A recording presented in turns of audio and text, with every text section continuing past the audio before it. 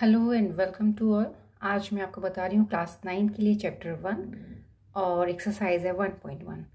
तो exercise start करने से पहले कुछ थोड़ा सा आपको एक्सप्लेन कर देती हूँ रैशनल नंबर्स के बारे में और इरेशनल नंबर्स के बारे में। जो रैशनल नंबर्स होते हैं ना, वो हमेशा ही P/Q की फॉर्म में होते हैं। मीन्स उसमें न्यूमरेटर और डिनोमिनेटर दोनों चीज़ें होती हैं।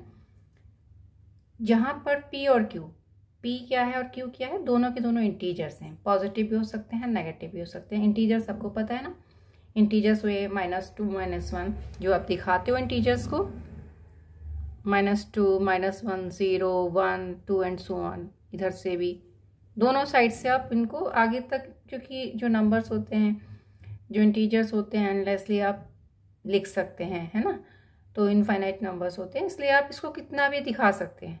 नेगेटिव में भी आएंगे, पॉजिटिव में भी आएंगे, जीरो में भी आएंगे। तो जो P और Q होते हैं, ये इनको हम इंटीजर्स कहते हैं। इंटीजर्स मीन्स पॉजिटिव भी है, नेगेटिव भी। लेकिन कंडीशन एक कंपलसरी होती है कि Q जो है, जो डिनोमिनेटर है, वो जीरो नहीं होना चाहिए। इंटीजर्स तो हैं, इंटीजर्स में जीरो भी आ गया, लेकिन जो डिनोमिनेटर है वो जीरो नहीं होना चाहिए। जीरो के अलावा कुछ भी आप ले सकते हैं, नेगेटिव या पॉजिटिव, कोई सा भी इंटीजर ले सकते हैं जीरो के अलावा। तो रैशनल नंबर्स जो P/Q की फॉर्म में लिखे जा सकते हैं, लेकिन साथ में Q जीरो नहीं होना चाहिए, और P और Q दोनों ही हम इंटीजर्स में लेते हैं। इसके बाद आ जाता है इरेशनल नंबर्स। इरेशनल नंबर्स को हम P/Q की फॉर्म में नहीं लिख सकते, मेन चीज। तो इसके एग्जाम्पल्स कैसे दिखा सकते हैं, क्योंकि P/Q में नहीं लिखा जा सकता ना इनको। तो आप देखेंगे जो परफेक्ट स्क्वायर नंबर्स नहीं है, लाइक √2 परफेक्ट स्क्वायर नंबर नहीं है, √3 है ना। पाई की जो वैल्यू होती है 22/7 जो हम दिखाते हैं, वो एक्यूरेट वैल्यू नहीं होती है। उसका फाइनल आपको, जैसे जिसको हम यूज करते हैं सर्किल के लिए ना, पाई की वैल्यू यूज करी जाती है, तो उसका एस्टिमेशन देने के लिए ना, एस्टिमेट करने के लिए, क्योंकि कोई नंबर अगर अपॉन में नहीं लिखा जा सकता, 22/7 में हमने नहीं लिख के दिखा पाएंगे अगर हम, तो हम बाकी की वैल्यूज को कैसे सॉल्व करेंगे, है ना। तो पाई की वैल्यू इसलिए एक 22/7 ले ली जाती है, 3.14 ले ली जाती है। तो हम उस बेस पे कहें कि ये तो इरेशनल नंबर नहीं हुआ 22/7 जो पाई की वैल्यू है। लेकिन होता क्या है कि 22/7 जो वैल्यू ली जाती है वो एक्यूरेट वैल्यू नहीं होती है। वो एक एस्टिमेशन देने के लिए और चीज़ों के लिए कि फाइंड आउट करने के लिए, है ना। एरिया निकालना है, सर्कमफ्रेंस निकालना है सर्किल का, तो उसके लिए हमें कुछ ना कुछ वैल्यू लेनी ही होती है। तो इसलिए अब उसको 22/7 के टर्म्स में हम कन्वर्ट करके ले लेते हैं। बट एक्चुअल में पाई की जो वैल्यू होती है वो अपॉन में नहीं दिखाई जा सकती है, वो एक इरेशनल नंबर है, ठीक है। तो ये तो हो गया पाई के लिए। तो एक पैटर्न भी होता है, पाई हो गया इरेशनल नंबर, √2 √3 √5 √7 ये भी इरेशनल हो गया। अगर आप कहते हैं √4, तो √4 को जब आप फाइंड आउट करोगे तो इसकी वैल्यू हो जाएगी 2। तो 2 क्या हो गया, एक इसको हम रैशनल नंबर में ले लेते हैं ना। तो जो परफेक्ट स्क्वायर नंबर है उसको आप इरेशनल में नहीं दिखाएंगे। इसके साथ साथ एक बड़ा अच्छा पैटर्न होता है जिसके बेसिस पे आप एकदम समझ सकते हैं।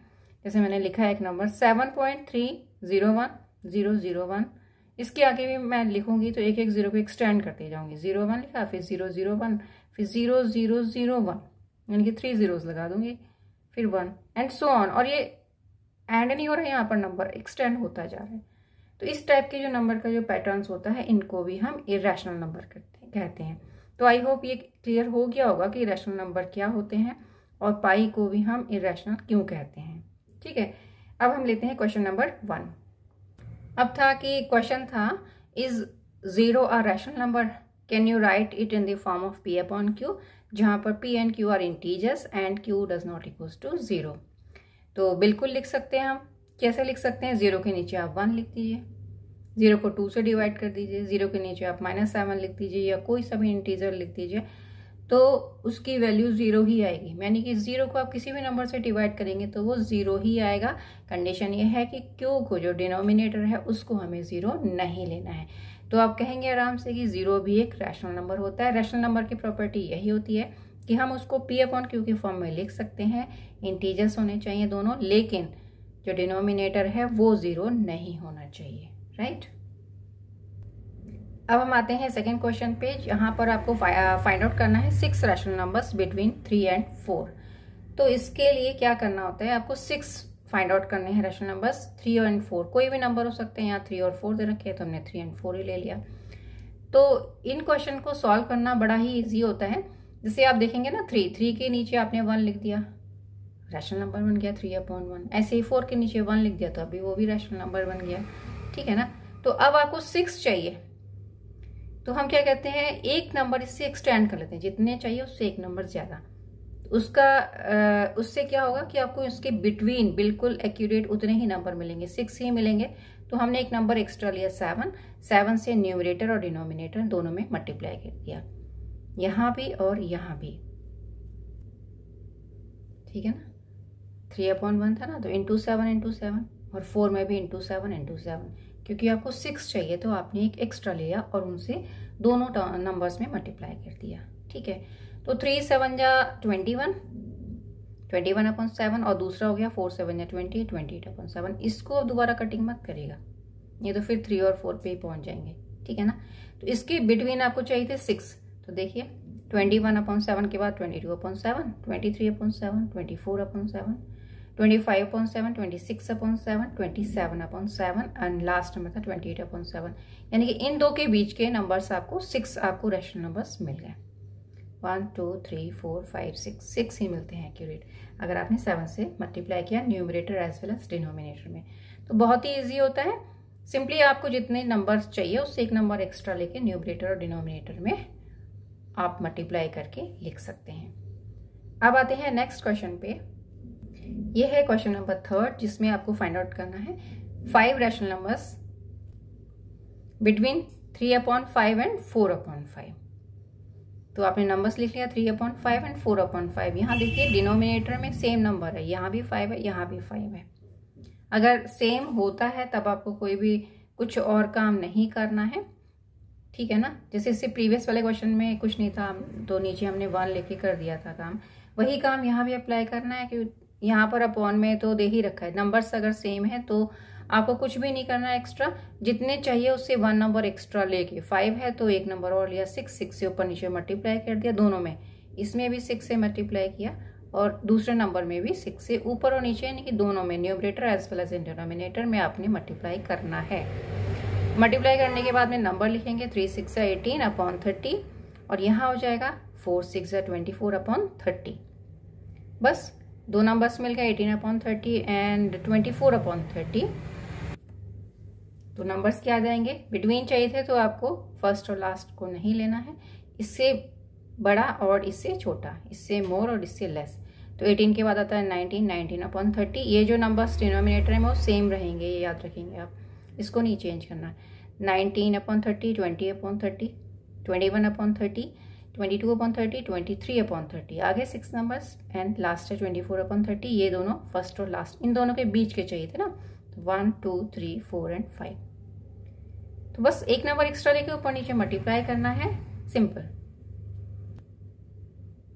अब हम आ जाते हैं क्वेश्चन नंबर 4 पे। क्वेश्चन है कि state whether the following statements are true और false, give reasons for your answers.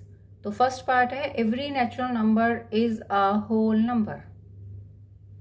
तो बहुत सिंपल है कि ये ट्रू है या फॉल्स है। तो देखेंगे हम पहले कि नेचुरल नंबर भी लिख लेंगे और होल नंबर भी लिख लेंगे। नेचुरल नंबर स्टार्ट हम करते हैं 1 से, 1 2 3 4 एंड सो ऑन, ठीक है। होल नंबर्स क्या होते हैं, 0 1 2 3 4 एंड सो ऑन, आगे है ना, इनफाइनाइट बढ़ते रहते हैं वो। तो नेचुरल नंबर की जो फॉर्म होगी 1 से स्टार्ट हो जाएगी, होल नंबर की जो फॉर्म होगी वो 0 से स्टार्ट हो जाएगी। यहाँ भी कोई नेगेटिव नहीं लेते और यहाँ भी नेगेटिव नहीं लेते, बट नेचुरल में हम स्टार्टिंग 0 से नहीं करते हैं और होल में 0 से स्टार्टिंग करते हैं। तो हर एक नेचुरल नंबर 1 से स्टार्ट हुआ, तो देखिए होल नंबर में 1 भी आ रहा है, 2 भी आ रहा है, 3 भी आ रहा है, 4 भी आ रहा है। तो सारे नेचुरल नंबर्स होल नंबर्स में आ रहे हैं ना, इसलिए हर एक natural number is a whole number, इसलिए ये ट्रू है।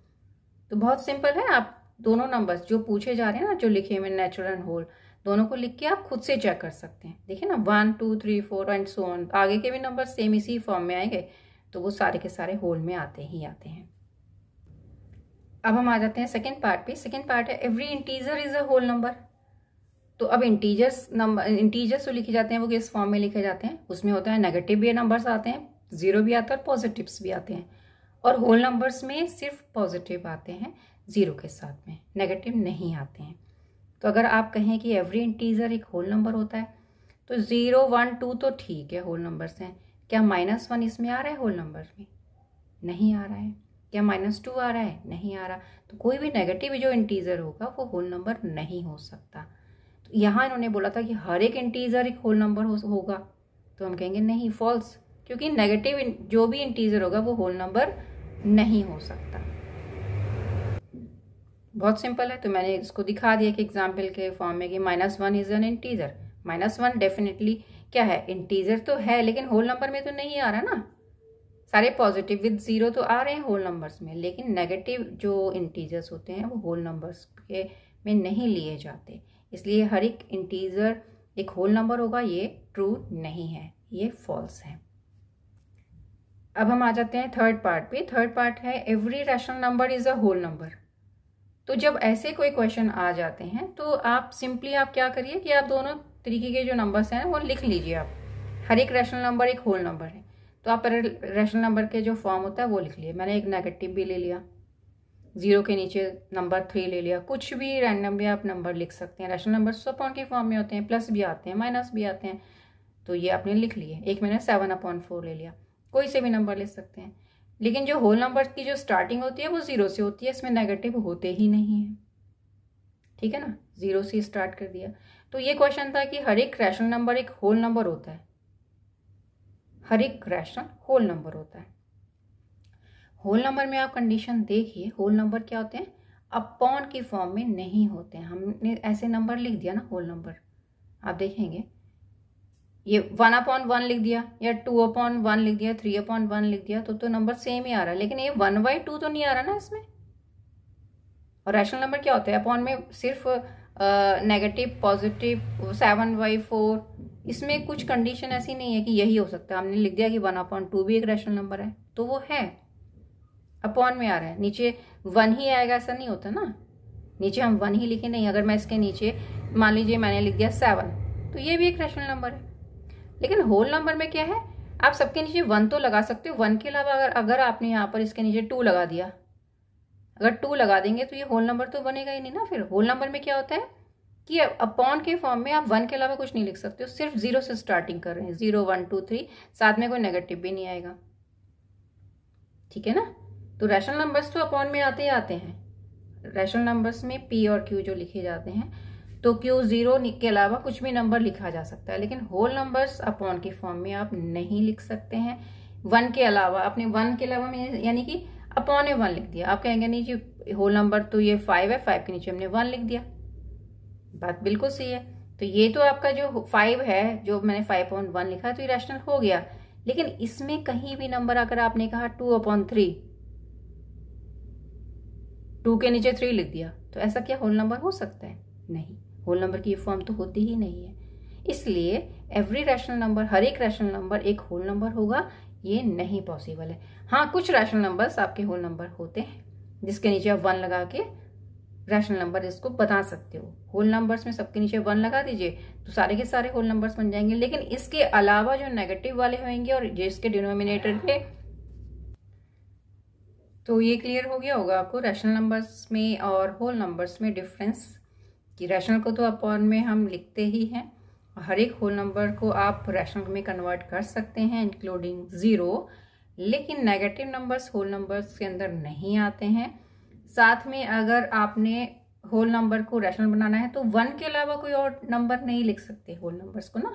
होल नंबर लाइक आपने जैसे मैंने पहले बताया कि नंबर 3 है, 3 को नीचे 1 लगा दिया, तो 3/1 तो होल नंबर है ही, ठीक है।